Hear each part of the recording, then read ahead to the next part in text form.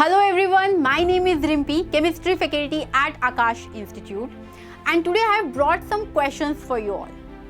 Why steam causes more severe burn as compared to boiling water? And why is ice more effective in cooling than cold water at the same temperature? Well, if you see, steam and boiling water, they both are at 100 degrees Celsius.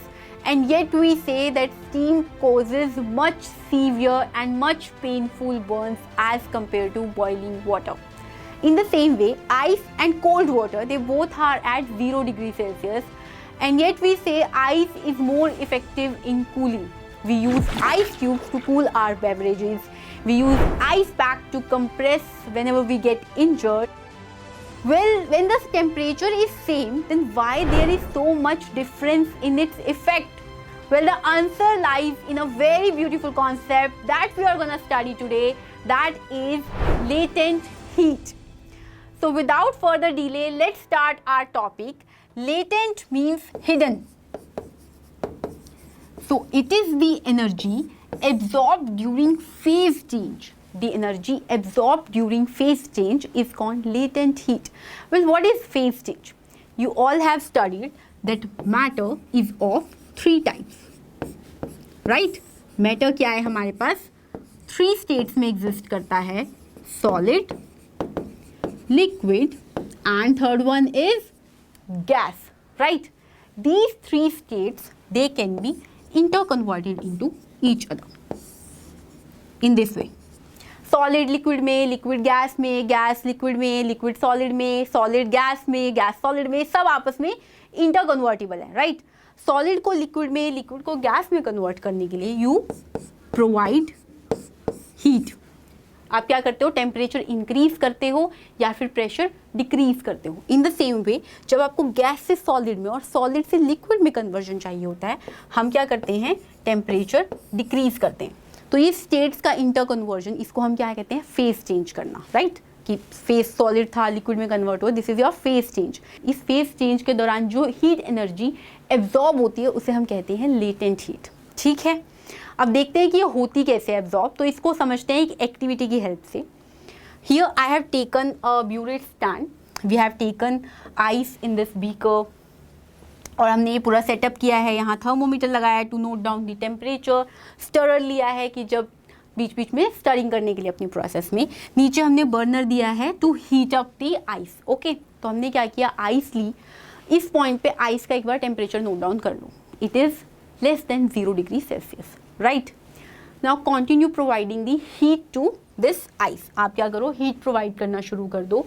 क्या होगा? एक point आएगा जब आपका ice जो है वो 0 degree Celsius पे आ गया, right? Ice here is at 0 degree Celsius.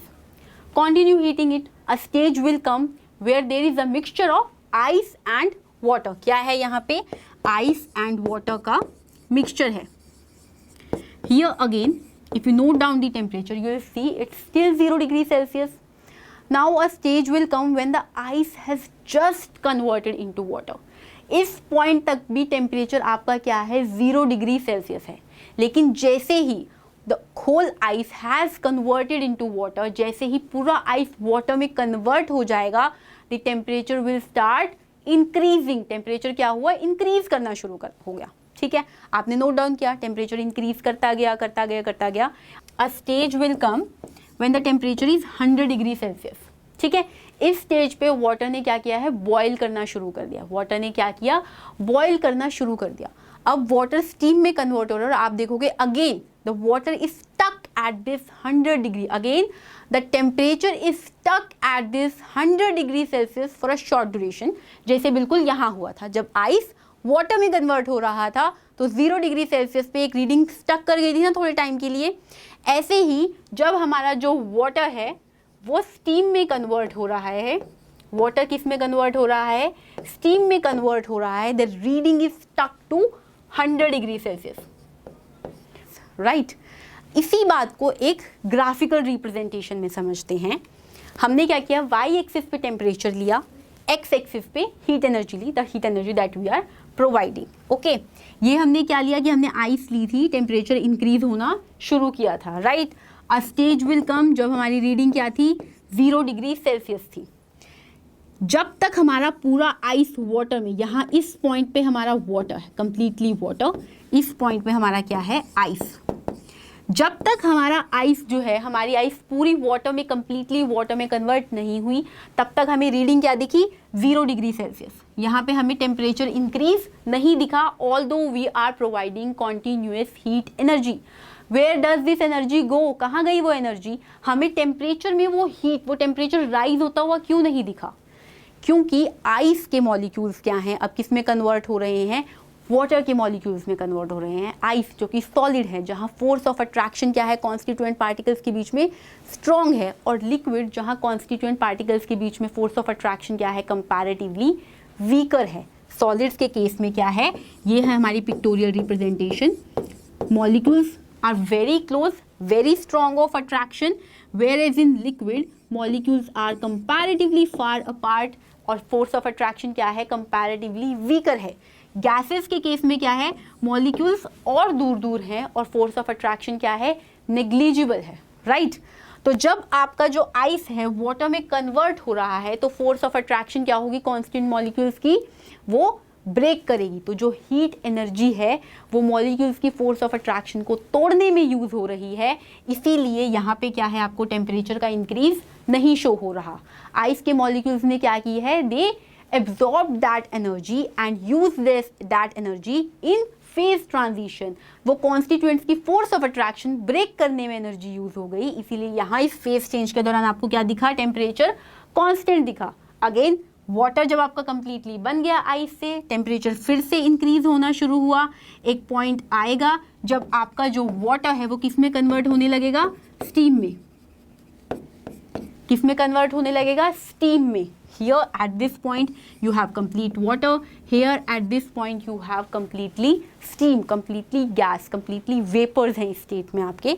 और इस स्टेट के दौरान भी आपका क्या है, आपको टेम्परेचर कांस्टेंट दिख रहा है। क्यों, क्योंकि यहाँ पे फिर से क्या हुई है, आपकी एनर्जी किस में यूज हुई, फेज चेंज में यूज हुई। तो यहीं पे जो एनर्जी फेज चेंज में यूज हो रही है, जिसकी वजह से हमें थर्मोमीटर की रीडिंग पे टेम्परेचर इंक्रीज होता हुआ नहीं दिखा, उसी एनर्जी को हम क्या कह रहे हैं, इसी हिडन, इसी स्टोर्ड एनर्जी को हम क्या कहते हैं, लेटेंट हीट। क्या बोलते हैं इसी को हम, latent heat. Now as you all can see that latent heat is of 2 types. एक जो हमारी यहाँ यूज हो रही है जब आइस वाटर में कन्वर्ट हो रहा है, यानी कि सॉलिड लिक्विड में कन्वर्ट हो रहा है, which is what, latent heat of fusion. क्योंकि वो किस में यूज हुआ है, सॉलिड को लिक्विड में कन्वर्ट करने। सॉलिड के लिक्विड में कन्वर्जन को क्या कहते हैं, फ्यूजन। तो यहाँ पे जो एनर्जी यूज हुई है उसे हम क्या कहते हैं, latent heat of fusion. In the same वे जब हमारा जो लिक्विड है वो गैस में कन्वर्ट होता है, उसे हम क्या कहते हैं, वेपराइजेशन, राइट। तो सिमिलरली जो यहाँ आपकी लेटेंट हीट है, जो यहाँ आपकी एनर्जी एब्जॉर्ब हुई है, उसे हम क्या कहेंगे, latent heat of vaporization. Now let's see the definition and then answers our questions. Okay, so latent heat of vaporization, it is the heat energy required to change 1 kilogram of a liquid to gas at atmospheric pressure at its boiling point. इसे हम क्या कहते हैं, latent heat of vaporization. And this answers your question, which produces more severe burn, boiling water और steam. तो क्या होगा answer, steam causes more severe burn as compare to boiling water. जबकि दोनों का टेम्परेचर क्या है, सेम है, लेकिन स्टीम के पास क्या है, लेटेंट हीट ऑफ वेपराइजेशन है। जब स्टीम आपके हैंड के कांटेक्ट में आती है तो क्या होता है, स्टीम के पास, स्टीम को अब किस में, आपके हैंड के कांटेक्ट में ना, steam has to converted back into boiling water. जैसे ही आपके हैंड के कांटेक्ट में आएगी, स्टीम वापस किस में कन्वर्ट होगी, वाटर में कन्वर्ट होगी। यानी कि अब स्टीम के पास जो क्या है, एक्स्ट्रा एनर्जी है, लेटेंट हीट ऑफ वेपराइजेशन की फॉर्म में। वो एनर्जी वो आपके हाथ पे बॉम्बार्ड कर देगी, right? This latent heat of energy is bombarded to your hand when steam comes in the contact of your hand, and then now steam has converted into what, water. अब temperature तो वहाँ पे उसका भी 100 degree Celsius ही है ना, that means you have double impact. एक आपको 100 डिग्री सेल्सियस बॉइलिंग वाटर का इम्पैक्ट मिल रहा है, और दूसरा उस लेटेंट हीट ऑफ वेपराइजेशन का इम्पैक्ट मिल रहा है, जो कि स्टीम के मॉलिक्यूल्स के पास स्टोर थी। That is why steam causes more severe burn. Okay, in the same way दूसरी हमने कौन सी टर्म की बात की थी, लेटेंट हीट ऑफ फ्यूजन की बात की थी. And the definition is the heat energy required to change 1 kilogram of solid into liquid at atmospheric pressure at its melting point, and this heat is called latent heat of fusion. जो क्या हुई है, जब solid liquid में convert हो रहा था उस दौरान फेज ट्रांजिशन के दौरान आपके मॉलिक्यूल्स ने स्टोर की थी, राइट उस दौरान मॉलिक्यूल्स ने स्टोर की थी अपने पास. And this answers your second question which was why is ice at 273 Kelvin, that is 0 degree Celsius, is more effective in cooling than water at the same temperature. ठीक है, than water at the same temperature. तो इसका answer क्या है कि ice at 273 Kelvin will absorb heat energy equivalent to latent heat of fusion from the surroundings and it causes a cooling effect. क्या मतलब हुआ इसका, जब आइस आपके हैंड के कांटेक्ट में आएगी तो आइस ने क्या किया, आइस को क्या करना है, वाटर में कन्वर्ट होना है. आइस ने क्या किया, आपके हैंड से या अपनी सराउंडिंग से, अपने आपका हाथ उसके लिए भी सराउंडिंग है, तो आइस ने क्या किया, आपके हैंड से एनर्जी ली to break its water molecules. It has taken energy from your hand. कितनी एनर्जी चाहिए उसे, लेटेंट हीट ऑफ फ्यूजन के इक्विवेलेंट एनर्जी चाहिए. उसने उतनी एनर्जी आपके हाथ से ली. अब आपके हाथ की एनर्जी क्या हुई है, कम हो गई है, तो obviously there will be a cooling effect, and that is why ice has more cooling effect than that of cold water, although ice and cold water they both are at the same temperature. क्योंकि अगर आप cold water की contact में अपना hand लेकर आओगे तो वो अब आपके hand से कोई excess energy नहीं ले पा रहा है, right?